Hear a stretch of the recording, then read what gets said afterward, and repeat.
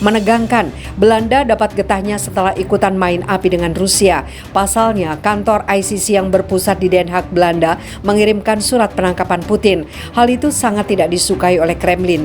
Kepanikan mulai memuncak di Belanda, bahkan Hakim Agung ICC sampai khawatir atas keselamatannya, yang membuat aktivitas di ICC terpantau lebih sepi dan seperti menjaga diri setelah hembusan kabar dari Rusia soal penyerangan yang akan dilakukan oleh Rusia ke ICC Den Haag. Di sisi lain, Mahkamah Pidana Internasional ICC telah menyatakan keprihatinan atas rudal dari Rusia menyusul keputusannya menerbitkan surat perintah penangkapan terhadap Presiden Vladimir Putin. Kepresidenan Majelis Negara pihak ICC menyesalkan hal tersebut karena dianggap menghalangi upaya internasional untuk memastikan akuntabilitas atas tindakan yang melanggar hukum internasional umum. Majelis Negara pihak ICC menegaskan dukungan tidak tergoyahkan kepada ICC. ICC mewujudkan komitmen bersama kita untuk melawan impunitas atas kejahatan internasional yang paling parah. Sebagai institusi terakhir, ICC melengkapi yurisdiksi nasional. Kami meminta semua negara untuk menghormati independensi peradilan dan penuntutannya, kata Kepresidenan Majelis Negara pihak ICC dalam sebuah pernyataan. Namun di sisi lain, ICC menutup mata atas kejahatan yang dilakukan Mamarika. Pada Senin lalu, Wakil Ketua Dewan Keamanan Rusia, Dmitry Medvedev, membuat komentar yang menyinggung tentang menyerang gedung ICC dengan rudal. Sangat mungkin jika rudal hipersonik ditembakkan dari Laut Utara dari kapal Rusia ke gedung pengadilan Den Haag, ujarnya merujuk pada gedung ICC. Semua orang berjalan di bawah Tuhan dan rudal. Perhatikan baik-baik ke langit, kata Medvedev, menambahkan pernyataan Medvedev dipandang sebagai ancaman tersirat kepada ICC yang baru saja menerbitkan surat perintah penangkapan terhadap Vladimir Putin. Pada 17 Maret lalu, ICC mengumumkan bahwa mereka telah menerbitkan surat perintah penangkapan untuk Vladimir Putin. Dia dituduh melakukan kejahatan perang karena diduga terlibat dalam penculikan anak-anak di Ukraina.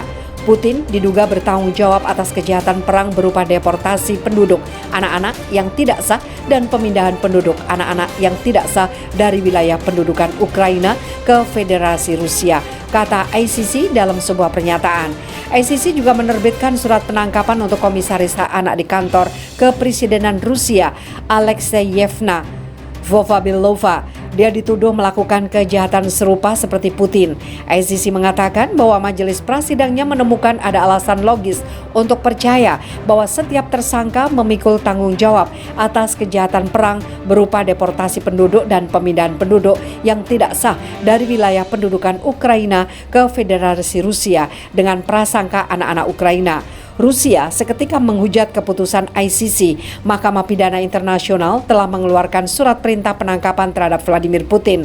Tidak perlu menjelaskan di mana kertas ini harus digunakan, tulis Dmitry Medvedev di akun Twitter resminya, seraya menempelkan emotikon tisu toilet sesaat setelah pengumuman ICC.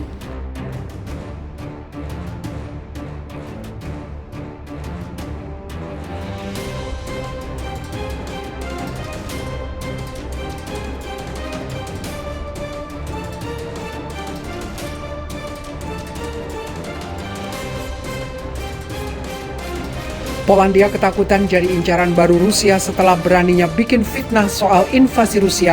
Kini begini nasibnya. Polandia tidak nyenyak tidur dan kini makin merapat ke Ukraina karena nasibnya terancam remuk seperti tetangganya itu. Bagaimana tidak, setelah Polandia dikabarkan dapat bantuan dan kiriman senjata dari Barat. Ini berarti jika Polandia juga siap melawan Rusia. Jika sampai Polandia ikut campur terlalu jauh, tentu ini tidak akan membuat Putin senang. Maka dari itu perang dunia ketiga bisa pecah di tahun ini. Di sisi lain, Polandia mungkin akan bergabung dengan konflik yang sedang berlangsung antara Rusia dan Ukraina jika langkah terakhir gagal melindungi kemerdekaan Ukraina.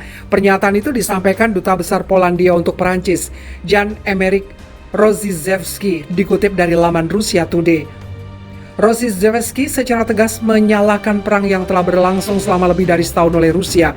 Bukan NATO, bukan Polandia, bukan Perancis, bukan Slovakia yang meningkatkan ketegangan internasional, melainkan Rusia. Situasinya saat ini adalah apakah Ukraina akan berhasil mempertahankan kemerdekaannya atau kami akan dipaksa untuk bergabung dalam konflik ini, tegas Rozyzewski. Menurutnya, negara tetangga Ukraina tidak memiliki pilihan lain selain ikut bertempur jika Ukraina kalah dalam medan pertempuran melawan Rusia. Karena itu mengindikasikan ancaman serupa dapat terjadi sewaktu-waktu terhadap negara lainnya. Kalau tidak, nilai utama kita yang menjadi dasar peradaban dan budaya kita akan berada dalam bahaya mendasar. Jadi kita tidak punya pilihan, kata Rozyzewski. Pernyataan hawkish tersebut segera menjadi berita utama di media internasional, mendorong misi Polandia di Prancis untuk menguraikan lebih lanjut pernyataan yang dibuat oleh pimpinannya itu.